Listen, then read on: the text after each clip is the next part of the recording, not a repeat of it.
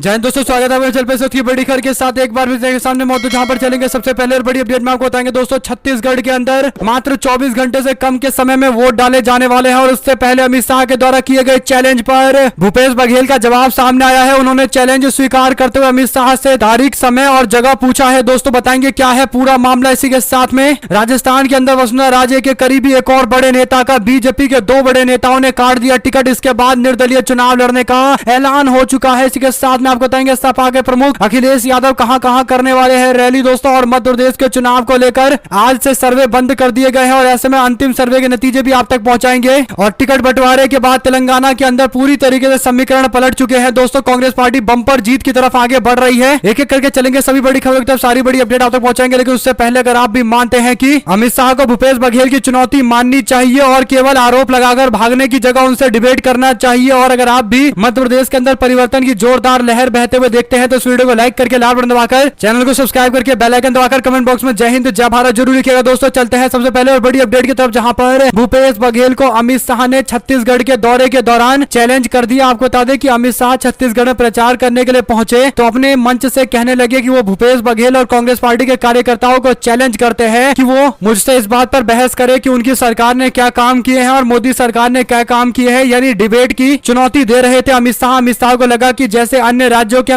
मुख्यमंत्री उनके चुनौती को स्वीकार नहीं करते या उसको भाव नहीं देते, लेकिन भूपेश बघेल एक अलग ही तरीके के नेता है। उन्होंने अपनी राजनीति ही धरातल स्तर से शुरू की है, यानी ग्राउंड स्तर से लेकर आज इस स्तर तक पहुंचे हैं कि कांग्रेस पार्टी ने उनको मुख्यमंत्री बनाया है। और इसीलिए उन्होंने अमित शाह की चुनौती को स्वीकार करते हुए कहा कि मैं छत्तीसगढ़ और मोदी सरकार के विकास कार्यों के बीच में बहस करने के लिए तैयार हूं। हम बताएंगे हमने छत्तीसगढ़ के अंदर क्या क्या किया है, जनता को कितने फायदे पहुंचाए हैं। अमित शाह अपनी सरकार के फायदे गिनाकर जाएं। डिबेट करने के लिए पूरी तरीके से तैयार होते हुए भूपेश बघेल ने कहा कि मैं अमित शाह को निमंत्रण देता हूं कि आप आइए, डिबेट करिए, अपनी तारीख तय कर लीजिए, अपना समय तय कर लीजिए और कहां आप डिबेट कराना चाहते हैं वहां पर आ जाइए। मैं आपके साथ डिबेट करने के लिए तैयार हूं। भूपेश बघेल ने अमित शाह के बयान का ऐसा जवाब दिया है दोस्तों, जो अमित शाह भी नहीं सोच रहे होंगे कि ऐसा जवाब सामने आएगा। इसके बाद अमित शाह को तय करना है कि वो चुनौती स्वीकार करेंगे या नहीं करेंगे, क्योंकि चैलेंज उन्होंने फेंका था तो इसे स्वीकार भूपेश बघेल ने किया है। और अब जो रिवर्स चैलेंज भेजा गया है तो अमित शाह को स्वीकार करना चाहिए, वरना जनता बोलेगी कि अमित शाह केवल लोगों को गुमराह कर रहे हैं, बेफिजूल की बातें कर रहे हैं, केवल जुमले की राजनीति कर रहे हैं, जनता के विकास से इनका कोई लेना देना नहीं है। आप लोग इस पर अपनी राय जरूर लिखकर बताइएगा। भूपेश बघेल के द्वारा चैलेंज स्वीकार किए जाने पर भूपेश बघेल ने कहा कि आपकी चुनौती स्वीकार है श्री अमित शाह जी, मंच, समय, तारीख आप बता दीजिए, मैं वहां पर आ जाऊंगा। 15 साल के आपके कांड और 5 साल के हमारे कार्यों के बीच में बहस करने को तैयार हूं। छत्तीसगढ़िया किसी से डरता नहीं है, आपके जवाब का इंतजार रहेगा। अब जवाब अमित शाह को देना है। देश के गोदी मीडिया को थोड़ी हिम्मत जुटानी चाहिए और अमित शाह से पूछना चाहिए कि आप चैलेंज देकर आए थे तो जरा जवाब भी दे दीजिए कि कब जा रहे हैं डिबेट करने के लिए। केवल जाकर छत्तीसगढ़ में विरोध करना है क्योंकि ओपोजिशन में है और इसलिए विरोध कर रहे हैं, ये चलेगा नहीं। अगर वाकई लोगों के हित की बात करना चाहते हैं तो चैलेंज को स्वीकार किया जाना चाहिए, हिम्मत दिखानी चाहिए थोड़ी सी। आप लोग कमेंट बॉक्स में अपनी राय जरूर लिखकर बताइएगा दोस्तों कि अमित शाह भागेंगे या डिबेट करने के लिए आएंगे। साथ एक और बड़ी खबर सामने आ रही है, जहां पर बीजेपी मानो पूरी तरीके से राजस्थान में ये सोचकर बैठी है कि वसुंधरा राजे के एक भी समर्थक को टिकट नहीं देना है, ताकि राजस्थान को पूरी तरीके से बीजेपी के केंद्रीय नेतृत्व के कंट्रोल में लाया जाए। आपको बता दें कि राजस्थान के विधानसभा चुनाव को लेकर एक और बड़ी अपडेट सामने आई है। भारतीय जनता पार्टी ने शाहपुरा के विधायक कैलाश मेघवाल को टिकट नहीं दिया है, जो वसुंधरा राजे के काफी करीबी नेताओं में से एक है। आपको बता दें कि बीजेपी से निलंबित शाहपुरा के विधायक कैलाश मेघवाल ने भी ऐलान कर दिया है कि वो इतनी जल्दी हार नहीं मानेंगे। उन्होंने कहा कि मैं निर्दलीय चुनाव लड़ूंगा,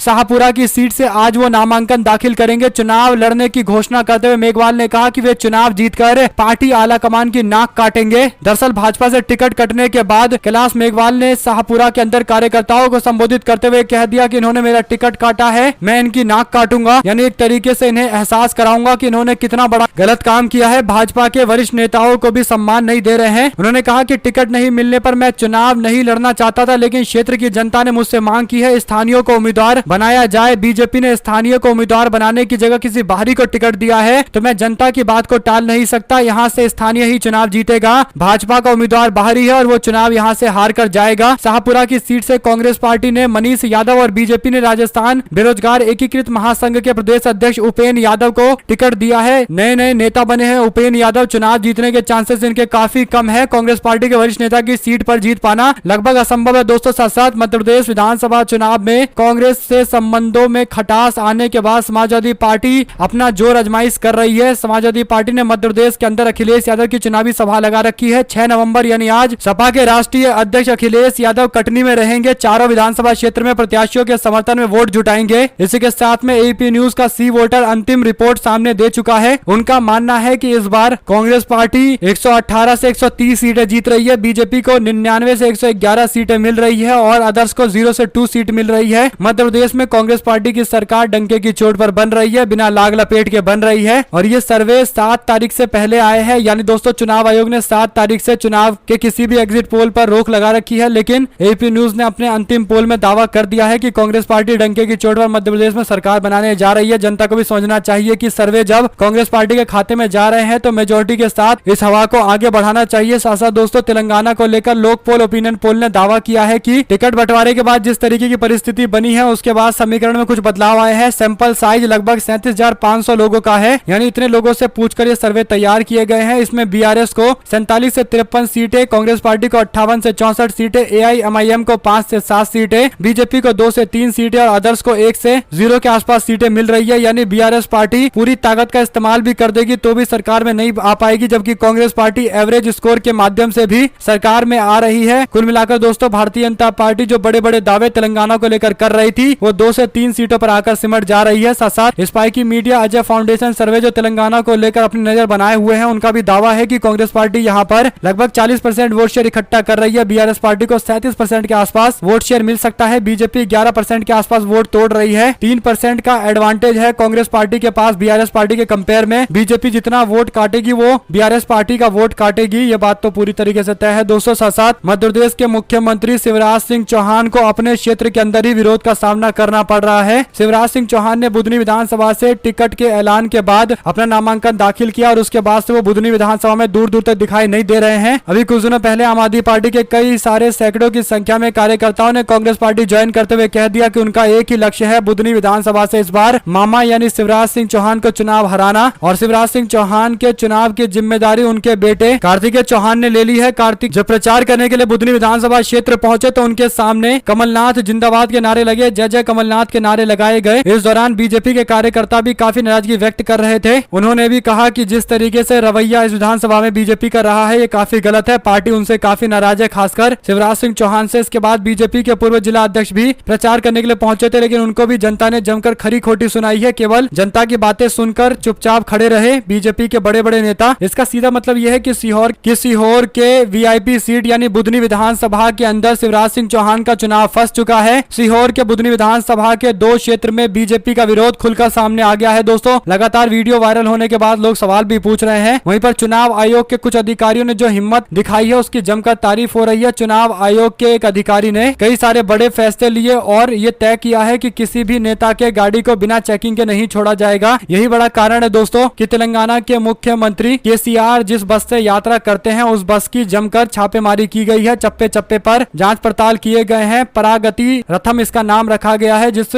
बस का इस्तेमाल वो प्रचार के लिए कर रहे हैं। पुलिस वालों ने चप्पे चप्पे में जांच की। खाद्य सामग्री और अन्य आवश्यक वस्तुओं से भरे बैग को भी टटोला गया। टोकरियां, बक्से सब कुछ खोले गए। शौचालय की भी जांच की गई। पूरे जांच अभियान की चुनाव अधिकारियों ने वीडियो रिकॉर्डिंग की है। चुनाव अधिकारियों ने शनिवार को राज्य भाजपा प्रमुख और बीजेपी के मंत्री जी कृष्ण रेड्डी की गाड़ी में भी छापेमारी की थी, सर्च किया था। कुल मिलाकर दोस्तों पैसा एक जगह से दूसरी जगह पहुंचाने और सामग्री को भी एक जगह से दूसरी जगह करने के कई आरोप लगते आए हैं। तेलंगाना में हो रही इस तरीके की कार्रवाई से स्पष्ट हो चुका है कि यहाँ के चुनाव अधिकारी फ्री एंड फेयर इलेक्शन कराने को लेकर प्रतिबद्ध है, जबकि मध्य प्रदेश के अधिकारियों के खिलाफ कांग्रेस पार्टी की नाराजगी है। ऐसा इसलिए क्योंकि जब बीजेपी के महासचिव कैलाश विजयवर्गीय को लेकर यह जानकारी चुनाव आयोग को दी गई कि उन्होंने क्रिमिनल रिकॉर्ड को छुपाया है तो इस पर अभी तक नामांकन रद्द नहीं किया गया। हालांकि Congress party supreme court, high court हर जगह दरवाजा खटखटाने वाली है। देखते हैं क्या कुछ निकल कर सामने आता है। दोस्तों साथ साथ राहुल गांधी मध्य प्रदेश के चुनाव के अंदर फुल फ्लैज कैंपेन लॉन्च करने से पहले बाबा केदारनाथ के धाम पहुंचे। राहुल गांधी के साथ बड़ी संख्या में लोग मौजूद थे। जैसे ही राहुल गांधी कपाट खुलने के बाद बाबा केदारनाथ के दर्शन करने के लिए पहुंचे तो वहां पर भारी संख्या में लोग सामने आ गए। कई सारे लोग राहुल गांधी को लेकर भी नारेबाजी कर रहे थे, लेकिन राहुल गांधी और पूरे गांधी परिवार की आस्था है भगवान शिव में। यही बड़ा कारण है कि राहुल गांधी और उनके परिवार के लोग अमूमन भगवान शिव के मंदिरों का दर्शन करते रहते हैं। साथ साथ दोस्त मिजोरम के अंदर एक अलग ही तरीके का खेला चल रहा है। लोक पोल, ओपिनियन पोल ये दावा करता है कि मिजोरम के अंदर राहुल गांधी और कांग्रेस पार्टी के नेतृत्व में पार्टी को बड़ी जीत मिलने वाली है। कांग्रेस पार्टी को 13 सीटें सीटें और 30% के आसपास वोट शेयर मिल सकता है। MNF पार्टी को 13 सीटें मिल सकती है, उनको भी 30% वोट शेयर मिल सकता है। ZPM पार्टी जो नई नवेली पार्टी बनी है, एक रिटायर्ड IAS अधिकारी की पार्टी है और उनको लेकर भी एक अच्छा रुझान देखने को मिल रहा है उनको, और उनकी पार्टी को लगभग 29% वोट शेयर 12 सीटें मिल रही है। भारतीय जनता पार्टी का दूर दूर तक यहाँ कोई लेना देना है नहीं। प्रियंका गांधी 3 रैली कर चुकी है, इसी के साथ में राहुल गांधी की भी कई सारी रैलियां हो चुकी है। सोनिया गांधी ने भी वीडियो कैंपेनिंग के माध्यम से लोगों को संबोधित किया है। साथ साथ दोस्तों ED, CBI और इनकम टैक्स के लोगों को वीडियो भेजे जा रहे हैं। इस वीडियो में दावा किया गया है कि केंद्रीय मंत्री नरेंद्र सिंह तोमर के बेटे श्री देवेंद्र तोमर ने करोड़ों रुपए की लेन देन की बात की है। सोशल मीडिया पर वीडियो शेयर करते हुए चुनाव आयोग से जल्द कार्रवाई की मांग की जा रही है। अगर आप लोगों को खबर अच्छी लगी हो तो इस वीडियो को लाइक करके लाल बटन को दबाकर चैनल को सब्सक्राइब करके कमेंट बॉक्स में अपनी राय जरूर लिखकर बताइएगा दोस्तों कि आप लोग को एक भी खबर अच्छी लगी या नहीं लगी। हमारे साथ जुड़े रहने से भी दोस्तों, भाइयों, बहनों, मित्रों का बहुत बहुत धन्यवाद। देख रहे थे चैनल। जय हिंद, जय भारत।